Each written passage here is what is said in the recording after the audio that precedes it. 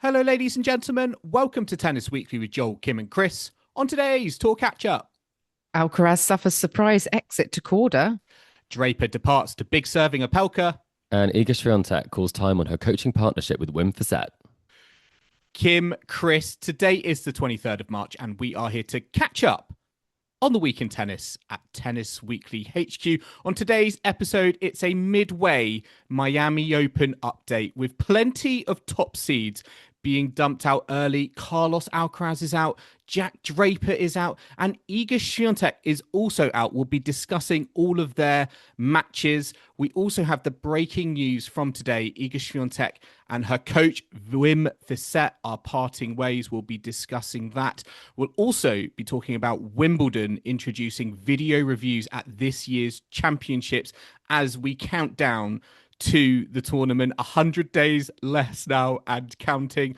We'll also be discussing in our mailbag whether there should be a WTA Next Gen Finals. We've got a Carlos Alcaraz themed par for the courts in the second half, and we'll be looking ahead to what's to come in week 2 at the Miami Open. Are there going to be any seeds left, any top seeds left? Who knows?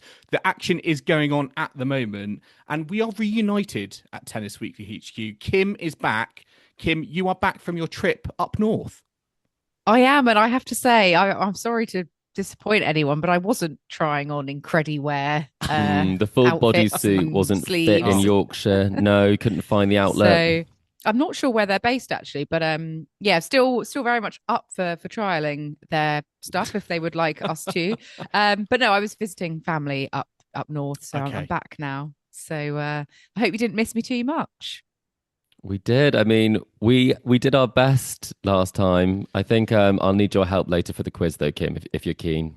It sounds like a tough one. Joel's given us a heads up that it's. I think he might have told me what it was last week, but I did not remember. I've got no memory. I think he gave me an option. Do you want the hard one or the really hard one? I'm already telling you now, you're going to be partnered up for this this edition of Par for the Courts, because I think it's quite a tricky one, but we'll get on to that in the second half. I just also want to mention it was my birthday. Oh, sorry, Joel. Happy birthday. We were going to Another go on to weekend. that. I know. You don't normally have to mention it yourself, Joel. Dalliance up north is really important.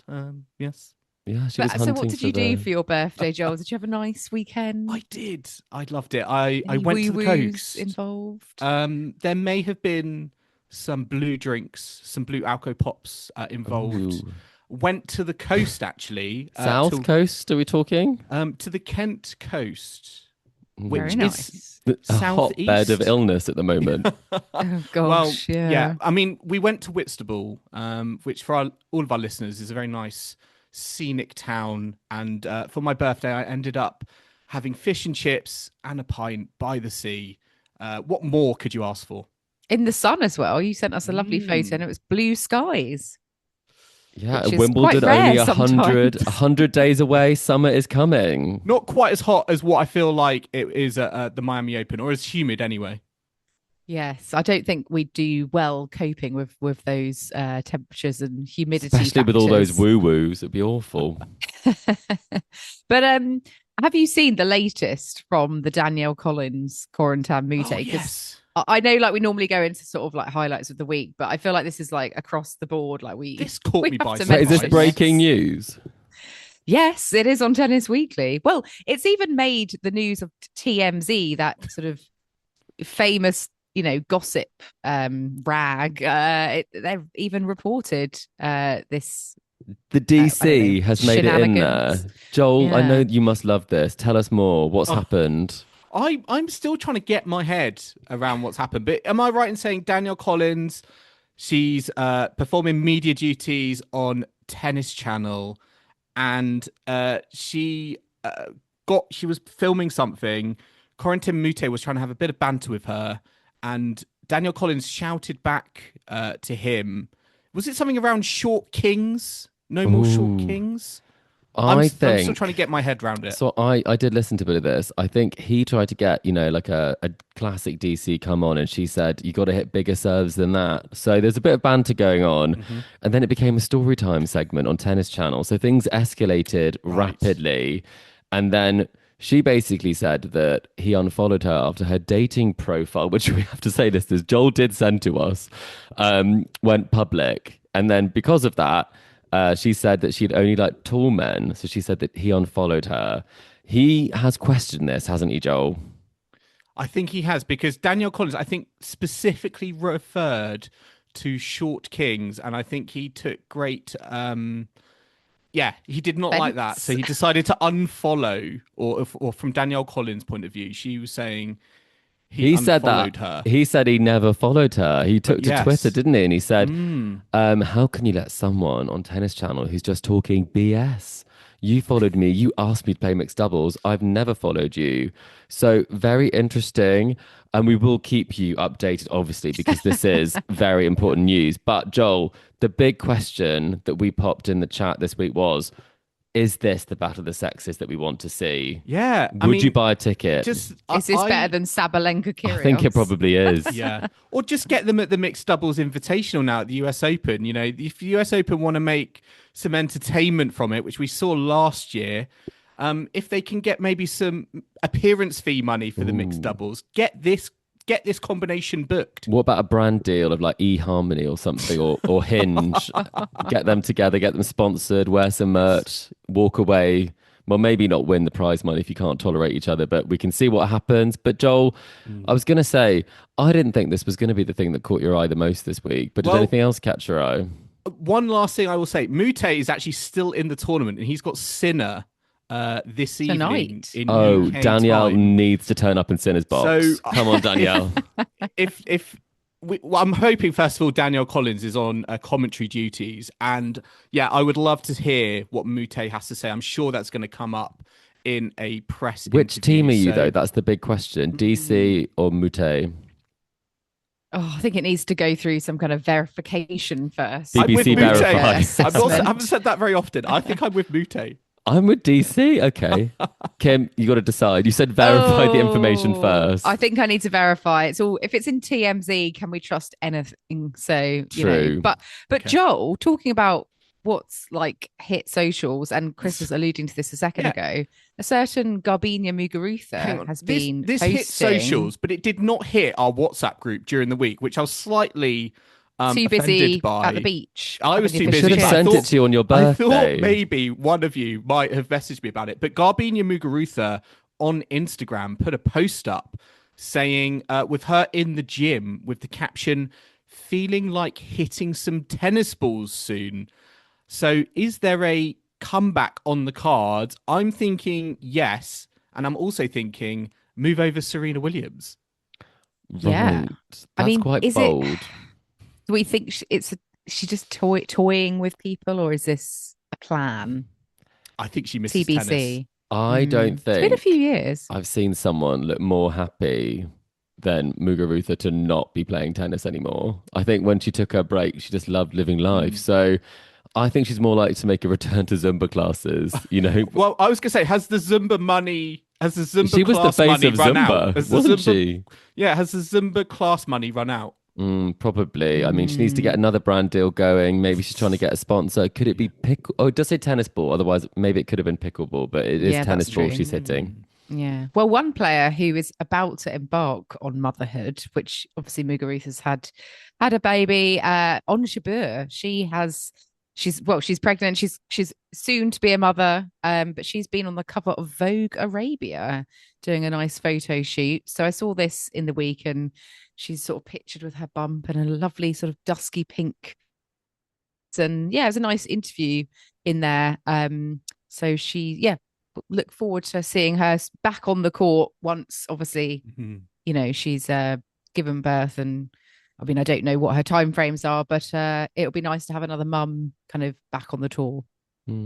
Do you like the dress? Is very nice as well. I can see you in that. Lovely come colour. Wimbledon. You're a fan of pink, aren't you? Yeah, Kim? It's a nice cover. It's like with the sort of bush, the pink flowers, giving and blossom. It's very pink. It's very seasonal, very spring-like. Baby Bloom is the name of the article. So yeah, I thought that was really nice. Perhaps less controversial than Moutet Collins news. I can't believe we led with that as well. We're very unserious. We're very point. gossip led, aren't we? That's terrible.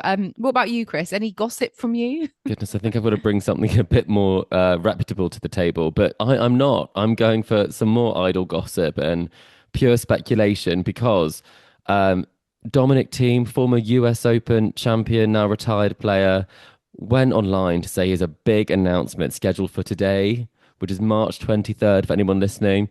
We are still awaiting this announcement, but I will read it to you because I want to know what you think it is. It says, "Hi, everyone. I have some news to share with you soon. After an incredible 14 years competing on the ATP Tour, my journey will be continuing in a new and exciting way. Looking forward to passing on my knowledge and experiences of the sport I love most." So that's what he said. I have one theory. I think he's going to be the Vienna Open tournament director. I think he's a shoo-in for that. What do you guys think? That's plausible. I'm looking more into the fact that he said passing on my knowledge, and I'm thinking, who can he pass on his knowledge to? And it's got to be Iga Świątek's next head coach. The timing seems to be too coincidental. They would have lined that up very quickly. So he announced that before she announced it. He knew that was happening. Wow. No, I think it's more coaching. Yeah, coaching. I am joking, sharing your knowledge and experiences. But I mean, it's the evening in the UK and in Central Europe, obviously, but is leaving it a bit late. Is it going to be like a midnight announcement? Well, we'll keep you posted. I am refreshing his Instagram quite I always intensely. feel like with these things, they can be a case of like PR gone wrong, and we're kind of we all think like it could be this, it could be that, and it could just be like another brand partnership. I mean, he's got the coverage from us. I've raised it on the podcast, haven't I? I mean, it's probably going to be like an NF team. I saw, you know, and Tsitsipas backhand coach. That could be good. I also thought maybe he's doing like one of those master classes on backhands. You know, you see those sort of like online courses. Yeah. I'd love that. I've gone low with that prediction. A tennis academy might be a good halfway point. Yeah, I went for like an online tutorial and you said tennis academy. So I hope it's not an anticlimax, whatever it is. Maybe that's why he hasn't announced it. So Dominic, tell us either way. Maybe we're like happy to hear the news. Team single-handed backhand tennis academy. I don't want like any of the other shots. Just focus on preserving the single-handed backhand in tennis. Right. Well, we'll keep you posted. Talking of single-handed backhands, I think let's move on to the tennis. Going to start with the women first because obviously we're halfway through Miami now, and we've had a couple of the main news, I suppose, before we get into the actual tennis. Iga Świątek. She's split ways with her coach, Wim Fissette, as we mentioned in the intro. This has kind of come off the back of her awful defeat to Magda Linette. And I say awful, the actual result in itself. That's Joel's favourite, Kim. Goat net. Joel's goat net, yeah, of course. But for any sort of regular player, like, understandable, might have the odd loss to someone like goat net. But Iga Świątek hasn't lost a match in a very long time after having won the first set. So this has completely turned that on its head. And she also hadn't lost a match in the opening round of a tournament. For 73 consecutive opening match wins she had up until this match against Linette. So yeah, it's quite a big result. It's kind of indicative of Świątek's year. She's not been having a great year, 12-6. And 0 titles so far. So she's obviously decided to part ways with Fissette. Is this a bit of a crisis point in Świątek's career, do we think? I mean, it's not that long ago she won Wimbledon with Fissette. So where is she at now? Chris, going to come to you first on this one. It's a big question. I think a lot of people thought the split would happen going into Wimbledon potentially last year, and they obviously went on to win it. I think that did quieten a lot of the rumblings about whether this was a great match or not. I think they have had one good tournament together. I'm not sure they've had necessarily that many others. I'd probably say that the nature of her camp, it does feel like if it's not her that's up and down, it's the camp that maybe are also up and down, because I've not seen, or I did not foresee this would be like this the case with Iga. She's such a consistent player. She's such a great mover. She gets herself in great positions to hit the ball, but she is making a lot of mistakes and losing to a lot of players that she's much better than. And I think you wouldn't normally expect someone like her to be doing this. So I'm not surprised that the splits happened. I mean, this year I think it's like 12-6. She's not won a title. She's not looked like she was going to win a title particularly. But then I'm always on the side of Iga now after that Wimbledon run, having had a pretty abysmal clay season for someone who was once the queen of clay. She turned it around. So I'm never worried about the bad performances, but I do just wonder what happened where she looked so like solid, so impressive. She looked invincible. Yeah, she really did. And then now she looks quite, well, not vulnerable, but a player ordinary. But a player that people will look at and think they can beat. And it does make me think that maybe she's got away from the tennis that she likes playing, and it makes me think of the Raducanu quotes, that maybe she's not playing the tennis that she should be and that she knows she should be playing. But it feels strange that she is in this position now, because after Wimbledon, I think we all thought she'd push on, and now we're kind of back where we were clay season last year. Yeah, I think there's an argument to say with Wimbledon, and just the nature of the court surface, that it maybe not mask some of her, her weaknesses on the tour that I think see quite often, this season, particularly around the serve. I mean, the thing I loved about that Wimbledon run is that she was serving so well. She was playing so aggressive, and it felt very clear what she wanted to do. I think more recently, she's been a little bit more maybe kind of confused on the tennis court, and has actually not been quite sure, how she's maybe meant to approach, certain matches or in the moment, what she's meant to do. And I think with that, she's maybe, lost that single-mindedness that meant that she was such a kind of competitive threat. And I think the challenges she's had technically with the serve have made her, put her baseline game, I think, under more of a microscope. And at times it has almost been, there's been too much pressure there when the serve hasn't necessarily worked, that I don't necessarily think there was before. So yeah.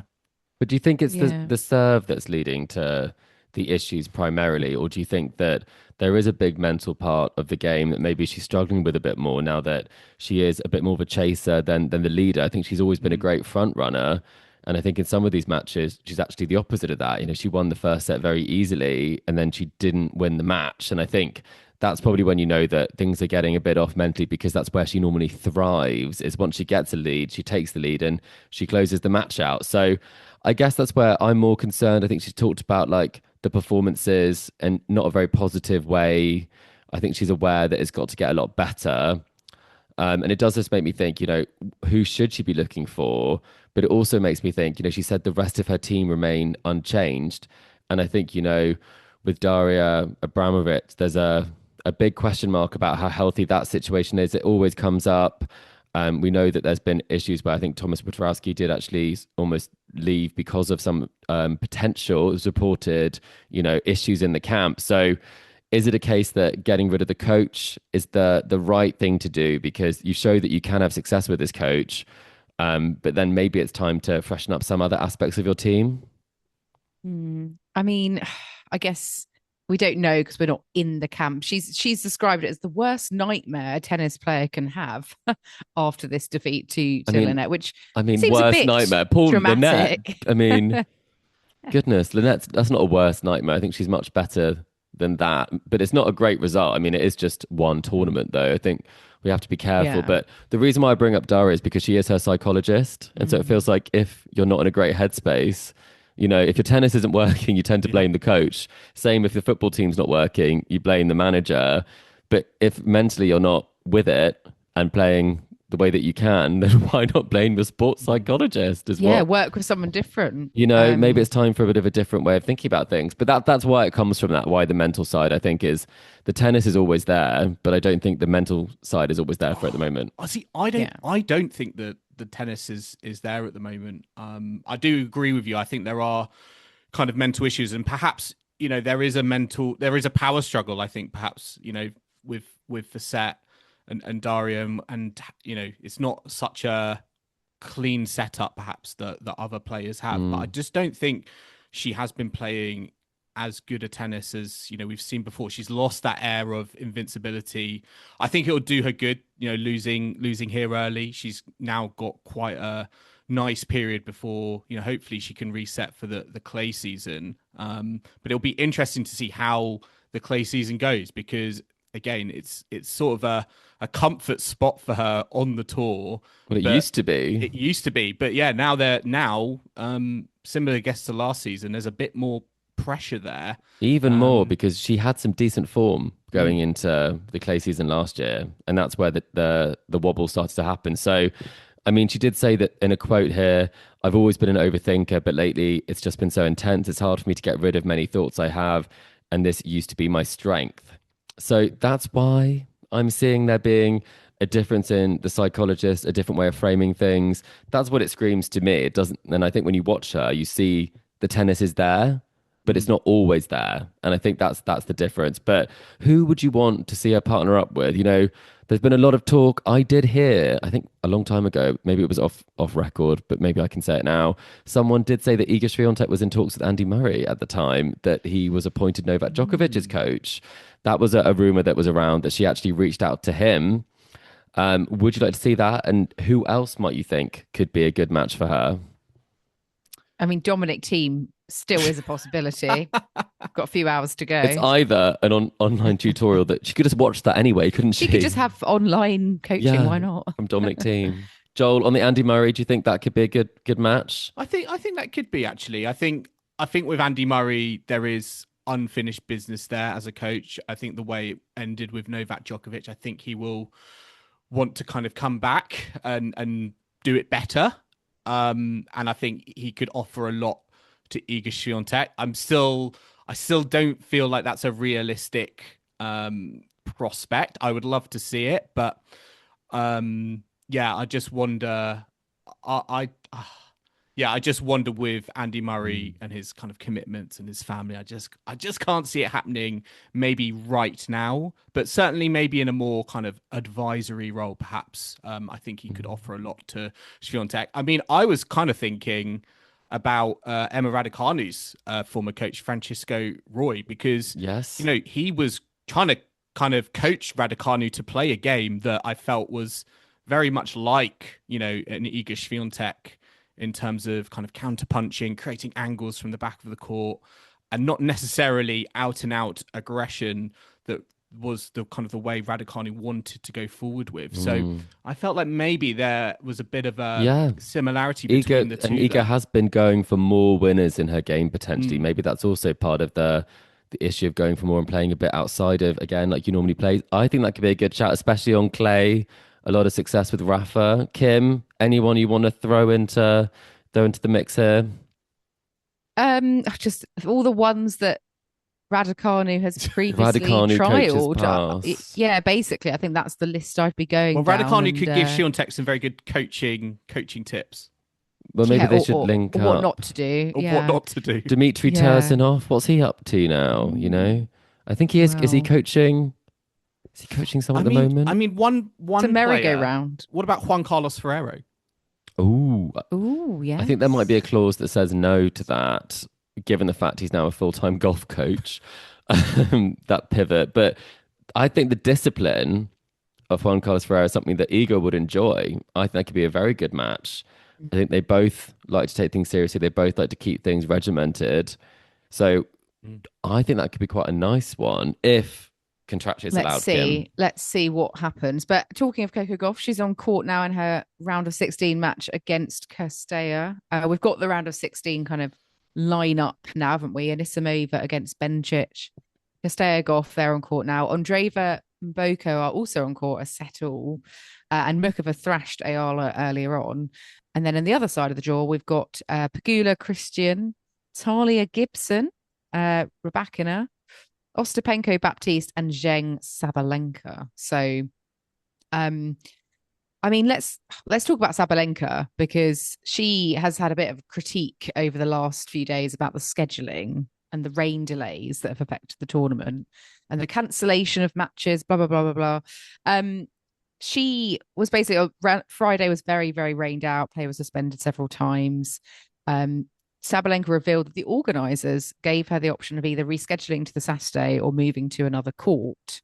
In the end, this was her match against Anne Lee in the second round. Oh, Anne Lee. I know, Anne Lee, very exciting. Sabalenka obviously got the better of her, but Sabalenka's issue was that she was like next due on, and the organisers are kind of saying, well, you've either got to move or go to play tomorrow. But she wanted to play on the original stadium. Alcaraz was in the night session with Fonseca. She sort of was making the point, why can't I just play as normal and they just start their match a bit later after me? Why should my match be the one that's moved to make way for the Alcaraz Fonseca? So yeah, she was sort of having a bit of a rant, criticizing the organisers. Do we think that's fair? Her comments. Do we think this is a sort of classic case of the women's matches being kind of moved aside to kind of prioritize and preserve the men's schedule, or do you think that's what you would have done if you were the tournament organisers, given all the delays and everything and the night session? Any thoughts? I'm with Sabalenka. She was asked the question. She was surprised this was something that was offered. It didn't feel like it needed to be offered, is what I'd say. The fact that they were going to cancel her match, she said she was shocked by it. And I'm also shocked that was an option because there was no reason why they couldn't play it. So she chose, she was pleased to have the option to choose whether she postponed it or whether she moved it. But having said that, I mean, this is the world number one. It's a bit strange in this. Obviously, it's for another world number one in Carlos Alcaraz. But again, you bought the ticket. I'm sure you want to see both world number ones play. Obviously, Alcaraz is a huge draw as well as Fonseca. I mean, playing in Miami, that's absolutely huge. But at the same time, I mean, asking the world number one to basically downgrade herself to a lower court, it's not a great look, is it? So I fully empathize with Sabalenka here, and I think she put it really well. She didn't really go after it. She just said that she's getting on with what she had to do, but it was not what she was expecting. Yeah, I was just looking up Buchholz, which is the other court that the name of the other court the match got moved to, and he is a former tennis player, former American tennis player, but not someone who was on my radar. So I've learned something new there. But let's, thinking about the sort of halfway stage of the tournament, who have you got your eye on? Is there anyone that's really stood out for you in the first kind of 3 rounds or so that you think is going to go all the way now? Well, a player I think has had a really good tournament, has a really good season. Hailey Baptiste had a very good straight sets win against Svitolina. Is through, I think, to play. Hang on, Ostapenko. Yeah, I think, has that match already happened? I forget. Nope. No, I think they're tomorrow. Yes, so they're tomorrow. I think she's playing well. I mean, I think there's great matchups across the board. I mean, Sabalenka, Qin Zheng, I think could be quite interesting. Zheng looked good. I also thought Baptiste looked great. I watched that match. I thought her style of tennis is really enjoyable to watch. I was going to say, actually, Joel, not to be like particularly, competitive about this, but I was going to say Ostapenko has impressed me against Paolini. So okay. I think that might be a big match for us. I think Ostapenko is actually going to come through against Baptiste because she does just rush you for pace, but Ostapenko can lose to anyone. So there's some interesting clashes. I'm looking forward to Bencic and Isimova. And Kim, I think that Cristea versus Goff is also going to be pretty good. Yeah, I just think Cristea, I mean, they're very early days. Goff's got a first break of serve, so we'll see. But I think Mboko Andreeva is looking like a good match. I think Mboko is going to come through that. And I think Andreeva is going to have to do a bit of soul searching, I think, because she's just sort of slipping away, isn't she, against her fellow youngsters? Well, she's going to win the title now at this rate, Kim. These fateful words. But I mean, it's a great lineup. It's a shame that, obviously Iga's out and, we have got some great matches. But I think, we'll have to see what happens. Yes. Well, on to the men, because leading story is that Carlos Alcaraz is out. So, he was able to play against Fonseca the other day and got the better of him, but then he went and subsequently lost to Seb Korda in 3 sets, which perhaps some of us were not expecting. It's not the first time he's lost to him. I think Korda beat him at Monte Carlo a few years back. And it's also not the first time Alcaraz has lost early in Miami, because he actually lost quite early on last year to David Goffin. So is this anything to worry about? Or is this just kind of Alcaraz not really liking the courts at Miami so much? Because he did almost, it was close, 6-4 in the third. Like, it wasn't like he got wiped off the court. So is this anything to worry about for Alcaraz and his fans? Joel? I don't think so. I mean, if you look at him in the season, he's still 17-2. I think, he would have liked to maybe have got a title out of, the sunshine swing, but I think Seb Korda just played a fantastic 3 sets of tennis, and I think you have to look at his performance, I think, more than Carlos Alcaraz's performance. I mean, the fact that Korda nearly won that in straights, but Alcaraz came back. I was just impressed by the way Korda responded in the third, because you sort of expect in those moments that the momentum has changed. Alcaraz was going to run away with it. So to see Korda kind of fight through and stick with Alcaraz, the deeper the match went, which is normally a time you associate Carlos Alcaraz with, as I say, kind of steamrolling opponents, I thought was very, very good. He played a very, very aggressive game. He was coming to the net. There were a few unbelievable backhand lobs from Alcaraz, but Korda stuck to his game plan. And I just thought he played lights out tennis. And I think for Alcaraz, I think the thing to take away from it is I've noticed a few times, I think he gets frustrated and gets into quite a negative mindset on court when players are peaking against him. And I don't know what it is, but he needs to kind of focus and concentrate on staying positive. I just wondered whether, he's played a lot of tennis recently and maybe he was a bit kind of fed up on the court based on some of the exchanges he had with his team. And actually, again, losing early here before the clay season begins, I think will do him a world of good. So I don't think necessarily there are any kind of alarm bells ringing.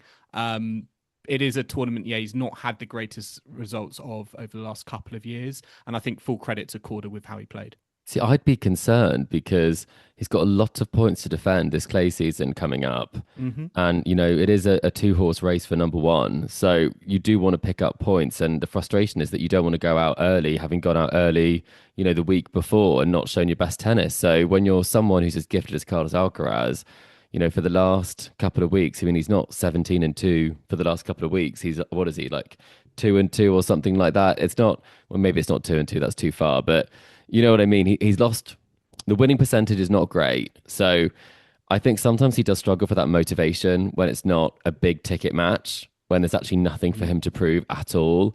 And he did say, that everyone, last week we talked about it, Joel, everyone plays like Roger Federer against him, even though he's never played Roger Federer. I don't think Seb Korda played like Roger Federer, but I don't think Carlos Alcaraz often plays like Carlos Alcaraz in some of these matches. So I think it is a case that they do play well, but I think sometimes he just can't find that extra gear, which I think is okay. I think we saw Serena didn't always peak all the time. Nadal was very consistent, but Federer had those moments as well. So I think you are going to lose early sometimes. He's shown that, if you lose to Goffin, then go on and end the year at number one, picking up, 2 more slams. It's not the end of the world. But again, it's not a great indication of form or that, Jannik Sinner might be able to, do better than him in this next period because he's got no points to gain. So it's not great for the ranking side of things. We've been deprived of Alcaraz Sinner out on the sunshine swing. We need the Saudis to pay them to play something.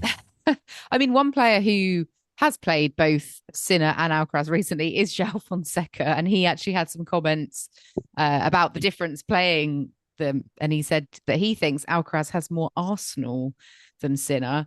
Sinner is more like a robot that just kills the ball and does everything perfect, whereas Carlos, he can do everything.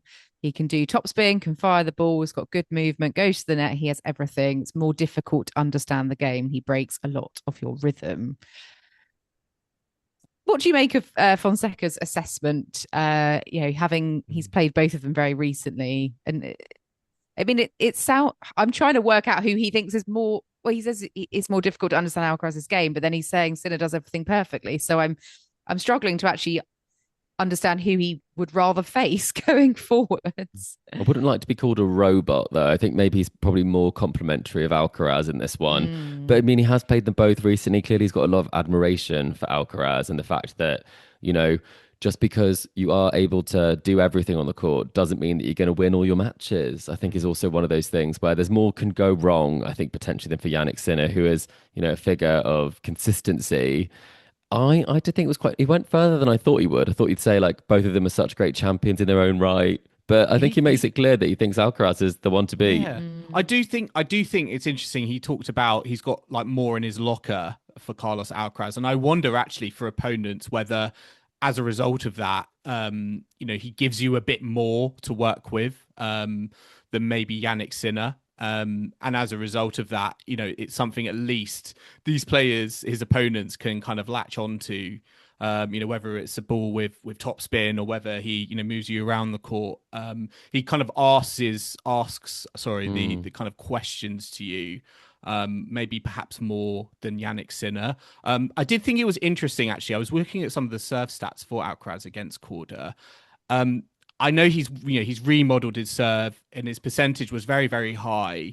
And he's spoken about before the fact that, he doesn't necessarily want kind of 3 points off the serve, or he doesn't need it because he can back himself on the +1 shot or from the back of the court. But I think actually in this match, he only served 2 aces at kind of 70% first serves in. And I think Korda was around 12 aces. And I do wonder if it's like, if your game from the back of the court isn't necessarily where it needs to be, the serve can take the edge off a little bit. And Alcaraz didn't actually have that buffer that I think perhaps could have helped him against Korda. So I think if there is one thing he could work on in the clay swing and tennis coming up, is perhaps the serve and more focusing on the placement of it to get more 3 points. Because I do think, that is an opportunity there that I think Sinner has the advantage of over him. Sinner can serve you off the court. That is true. So maybe that makes it harder when you're off from the back because you can't rely on it. So maybe that's a compliment that Fonseca didn't give Sinner, but Joel, you have. Well, we've got the round of 16 sort of semi lined up. Korda will be, as conqueror of Alcaraz, will be playing Martin Landaluce of Spain, who's a what qualifier. A great name. Beautifully said. Yeah, I'm probably saying it wrong. Is it maybe Landaluce? It depends which part of Spain he's from, but yeah, that's exciting for him. He had a good win over Hachanov to come through, and Darderi. The top half of the men's draw is wide open. Vachero's going to take it. I can tell. There's only one player in the top 20 seeds left in the top half. Who is it? Taylor Fritz.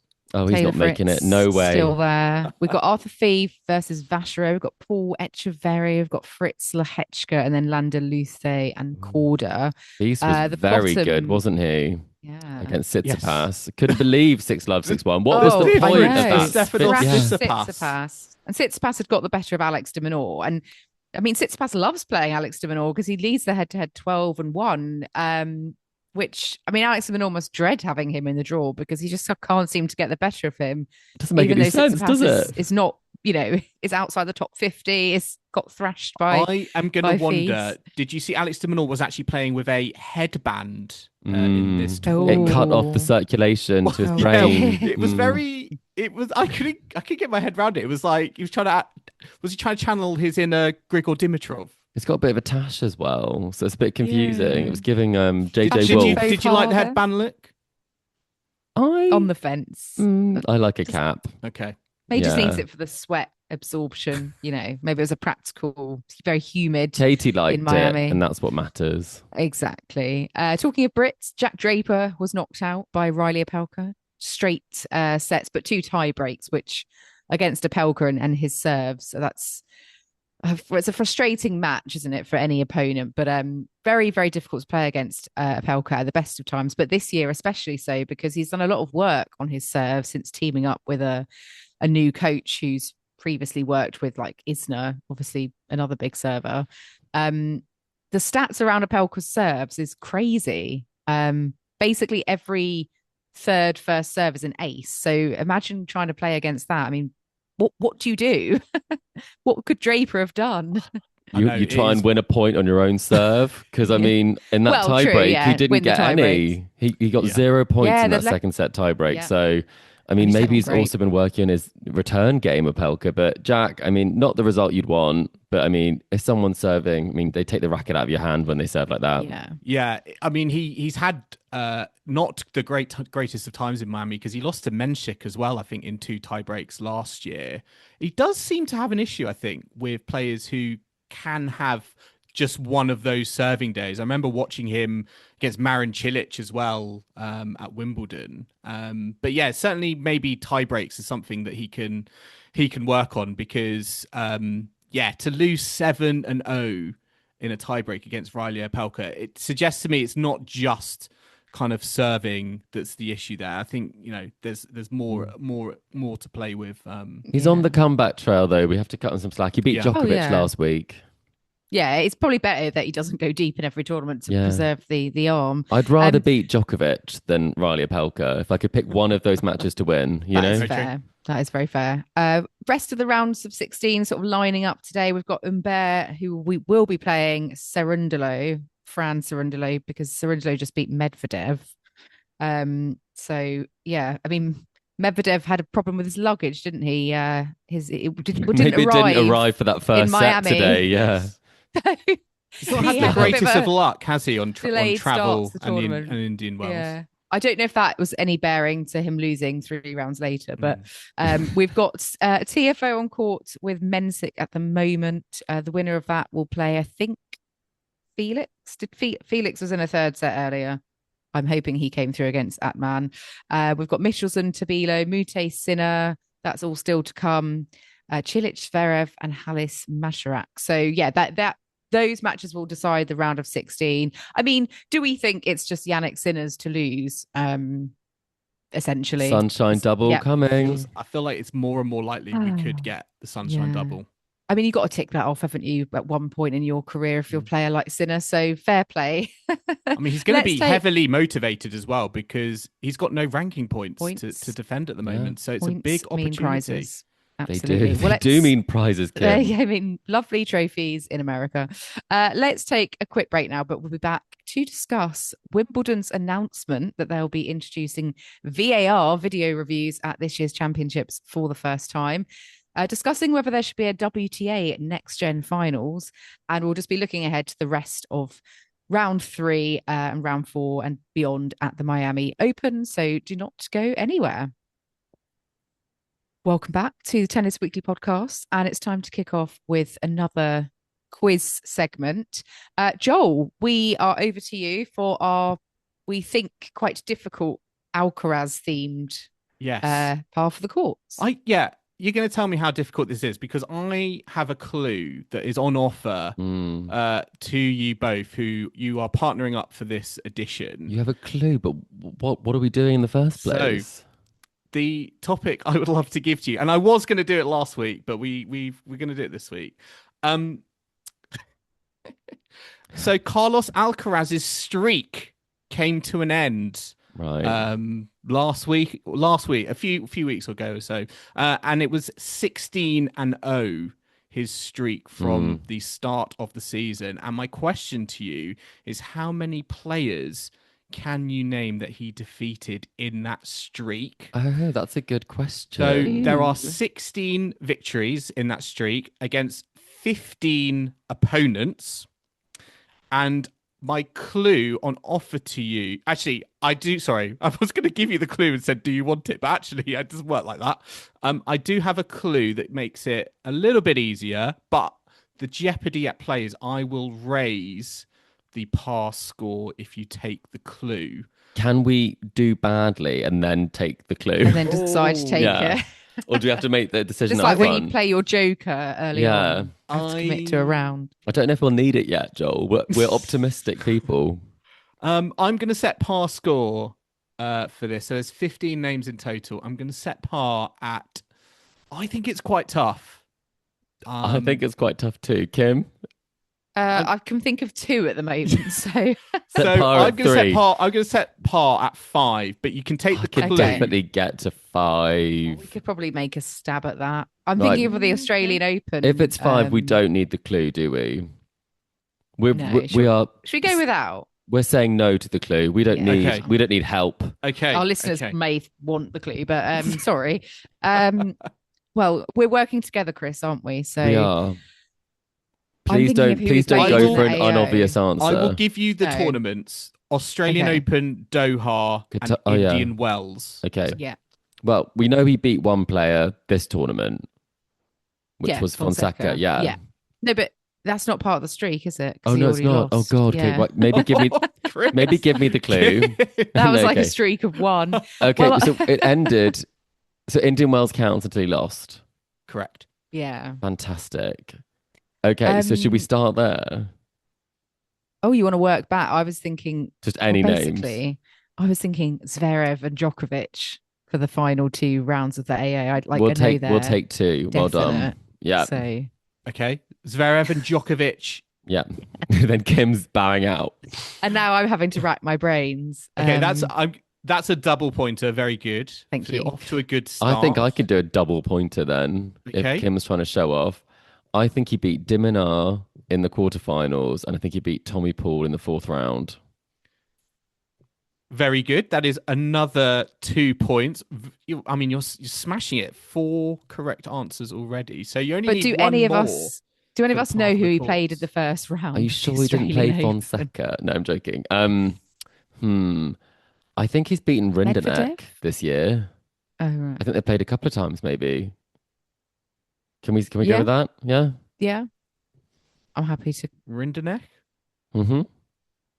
That is correct. And he has defeated Rinderknech twice.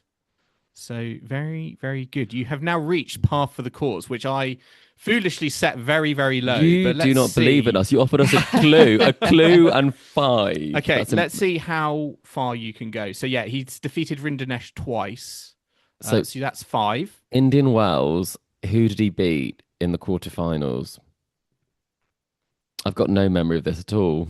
Was it Casper Ruud? He definitely played him. Casper? It's only like literally 2 weeks ago, but I suppose they were in. I guess you weren't on that pod, were you, Kim? Maybe. No, yeah, you didn't have to do your homework that week. I know he played Casper and beat him. Yeah. That is correct. Very good. So that's what 6. round was that? Can you tell us? The round of 16. So we don't have the quarterfinalists, Kim. No. I don't know either. And he defeated Rinderknech in the round before Ruud, in the round of 32. Who did he beat in the final of Doha? Was that Alex de Minaur? Oh no, but we've already had him. That was Rotterdam. He was playing that week, wasn't he? He won that week, but elsewhere. I think he played Rublev in Qatar. I remember watching. I've got visions of that in Qatar. Yeah. Rublev is the correct plausible. answer. Very good. So that's was 7. That the final then? I think Feast was in the final, but I don't know. Feast, yes, was in the final. I didn't even have to confirm. Well done, Chris. But I'm out now, fully out. Okay. Should we have a wild guess for who he played in the quarterfinal? Jaume Munar, that's a wild guess. Has he played Tiafoe? It'll be lower ranked though. Oh, for the early... yeah. I mean, the first round of AO, it could be a qualifier. It could be. He has not played Francis Tiafoe. He has played an American though in that run. He played him. Oh no, sorry, you've already said him, Tommy Paul. Very good. Thanks for that clue. I'm going to give you. What's the clue? Tell us the clue. Then the clue was going to be the nationalities of the players. I'm not sure that would have helped too much. Did he play Hanfman in Australia? I think it might have. Very good, Chris. He did Sorry, play I'm Jannik Hanfman. I was dialed in this AO. He played a Bulgarian. Dimitrov? Yeah, he played Grigor Dimitrov in his first match in Indian Wells. You could have given me. You also could have given me Karen Kachanov, quarterfinals in Doha. No memory. Valentin Royer, Doha. Who was the quarterfinals in Indian Wells? The quarterfinals in Indian Wells, and I feel like both of you are going to kick yourself for this. Cameron Norrie. Oh, of course. Got his revenge. Cameron Norrie, yes. And yeah, the other names. You sure Fonseca's not on there from Miami? No, Fonseca's not on there. Jannik Hanfman's on there. Corentin Moutet is on the list. 3rd round at the Australian Open. And I'll be impressed if any of our listeners got this. The player he defeated in the Australian Open first round. What nationality? Australian. Adam Walton. Kim, how did you know that? Actually, It's Adam Walton. Sorry, you didn't miss a beat. How did you know that, Kim? Joel said Australia, said Adam Walton. Walton. A second ago, like, was it someone like that? But that is, she loves a rogue answer, but only when the game's over. Yeah. No so yeah, there. those are your 15: Norrie, Ruud, Rinderknech, Dimitrov, Fils, Rublev, Kachanov, Royer, Djokovic, Zverev, Dumanor, Paul, Moutet, Hanfmann, and Adam Walton. So did we comfortably smash that, Kim? I think we did. I feel like I needed Chris, to get. I should have raised the. I should have raised par score there. I think that was tough though. Yeah, believed it was very in niche. your co-host, please, Joel. You know.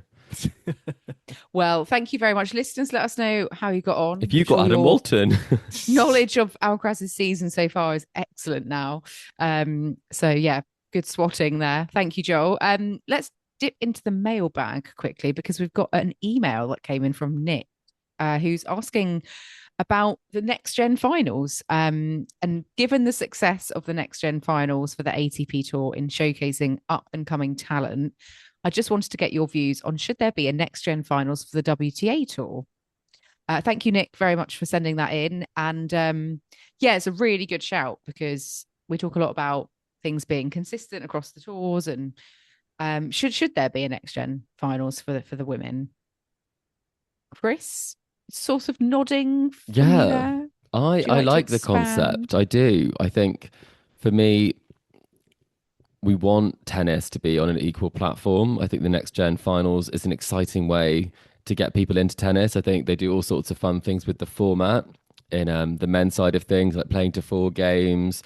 You know, they play on that sort of like the court without the doubles lines. They trial the shot clocks, all these sorts of things. And it becomes quite an interesting spectacle and a great showcase of future talent. I think, you know, if they had it right now, if you look at the rankings, you know, you've got Mboko and Draver, you've got Iva Jovic, Maya Joint, you've got Lily Tagger, you've got some great players. And I think it is great to see those players play against each other because then you do get the rivalries. You do know who to look out for. It does help sort of signpost these players who are coming up because you might not be household names immediately. Some of them are for us as tennis fans, like Andreeva and Mboko both won 1000s. But it seems like a strange thing that it doesn't exist given the fact that, you know, there are some really great players in the rankings. You've got 3 players in the top 30, in the top 31 that would qualify. So for me, I'd like to see it. I'd like to see the nature of that happen, and equality is what we're going for. So please give us a next gen WTA event. I mean, I think there's been maybe some arguments against in the past saying that the women tend to get to the top of the sport much quicker and like earlier in their careers. So is there a need for a next gen because they're kind of already like flying into the top 10 when, you know, maybe their ATP counterparts would benefit more from a next gen? Well, Carlos Alcaraz would beg to differ, right? Carlos, you know, he's 22. So you do get that, don't you? I was going to say, like, we have had players pull out because they're essentially too good to be there. But a lot of them do play it. I mean, Mensik, he's played it since he's had a big breakthrough. Arthur Fils has played it after a big breakthrough as well. So it clearly does have prize money. It does have value. But Joel, you're being awfully quiet on this one.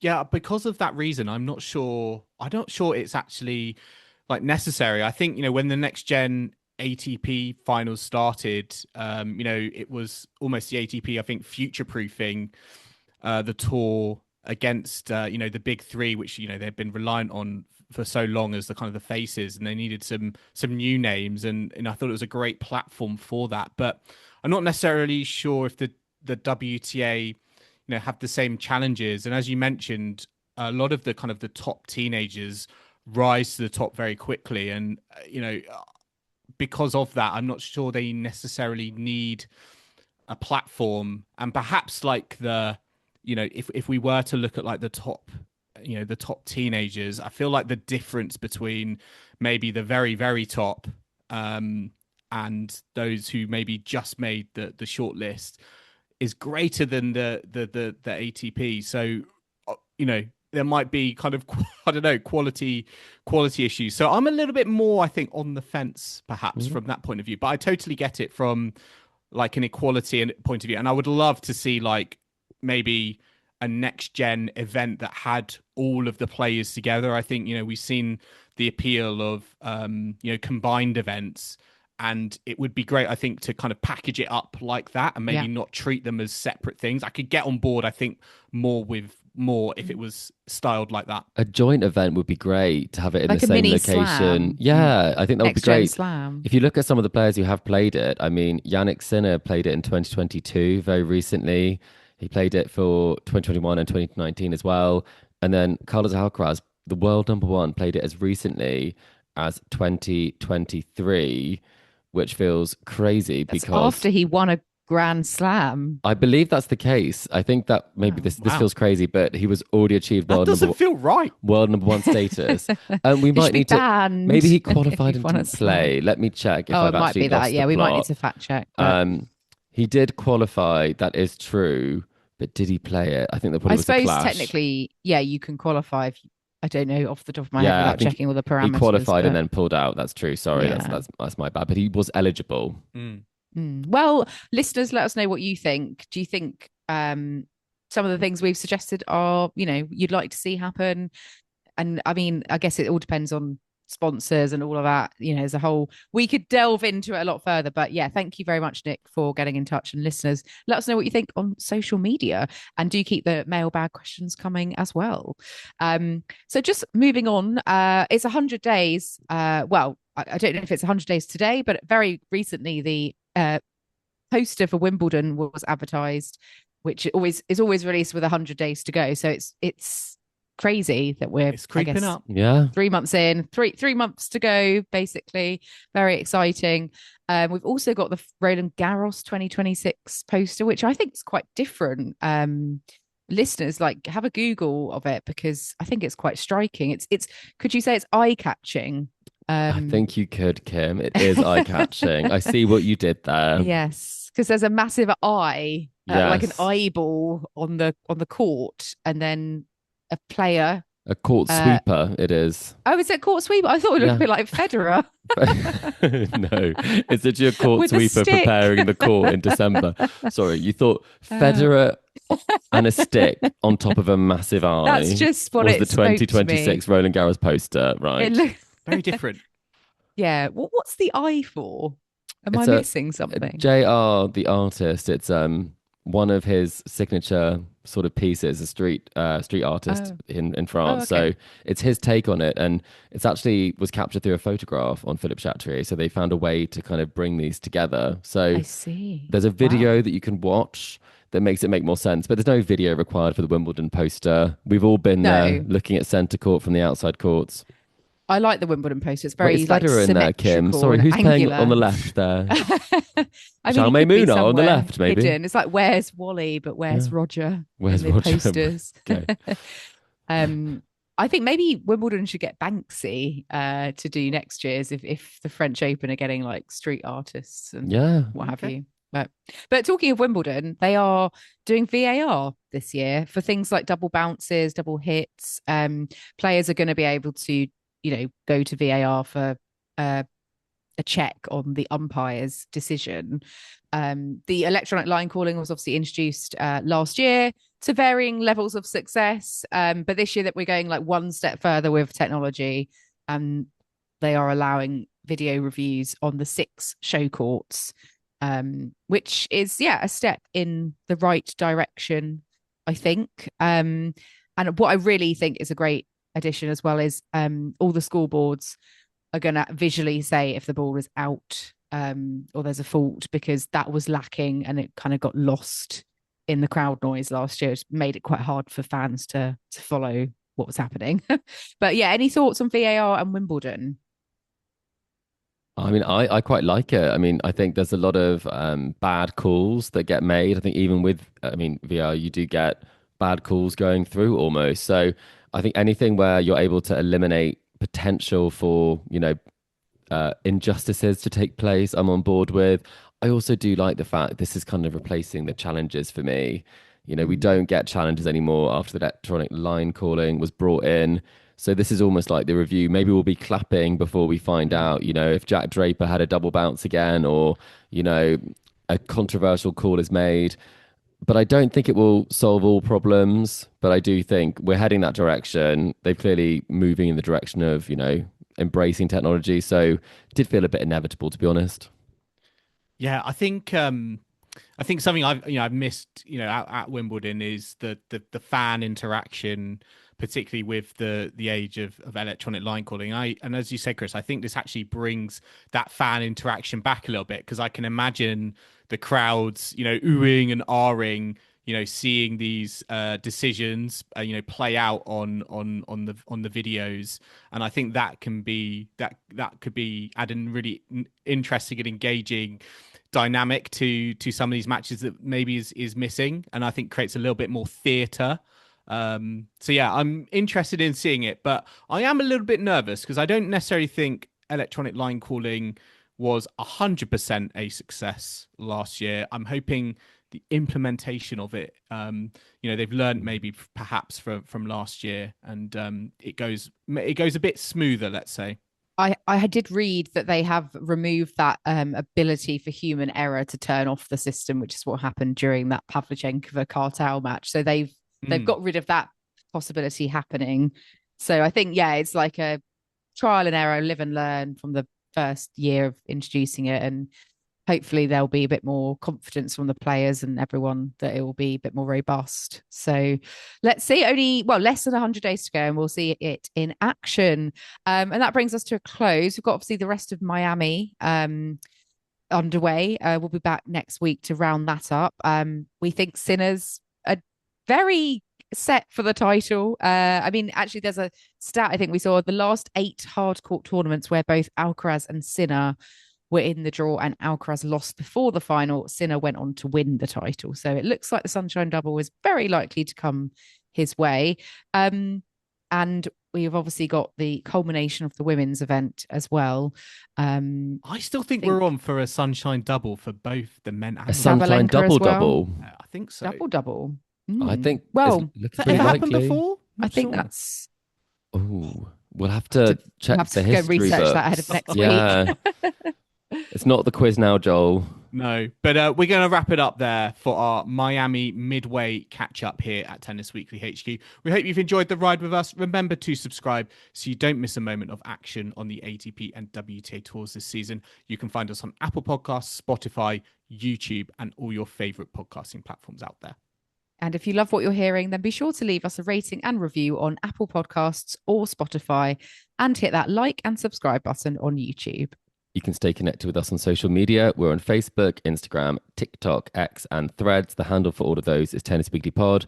And if you'd like to get in touch with us, you can drop us a mailbag at tennisweeklypod@gmail.com or visit our website, tennisweekly.co.uk.